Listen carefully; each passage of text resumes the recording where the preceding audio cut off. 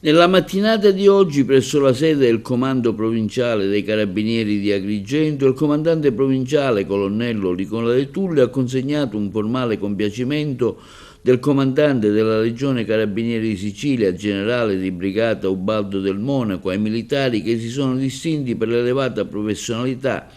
lo spirito di servizio dimostrati in occasione di un delicato intervento avvenuto il 26 ottobre 2024 a Racalmuto.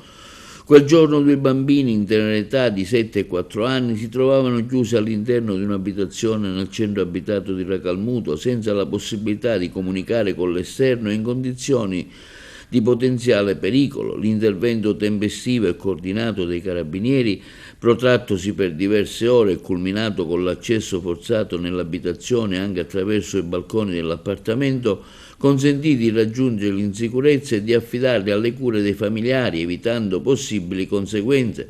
La vicenda, particolarmente delicata, è stata eseguita in diretta dai vari giornalisti. Il compiacimento è stato conferito ai militari, tenente colonnello Vincenzo Bulla, comandante del reparto operativo di Agrigento, che ha coordinato l'attività della negoziazione all'irruzione all'interno dell'abitazione, il maresciallo capo Paolo Fonti, in forza al nucleo investigativo del reparto operativo, il vice brigadiere Domenico De Giglio, effettivo alla tenenza carabinieri di Favara, il vice brigadiere Vincenzo Marcianò, addetto all'aliquota radiomobile della compagnia carabinieri di Canicattì, l'appuntato scelto Antonio Bugea, effettivo alla stazione radiomobile della compagnia di Agrigento, il comandante della Legione, nel manifestare il proprio compagimento dell'iniziativa professionale del lavoro di squadra che ha portato a un esito positivo di un intervento ad altissimo rischio.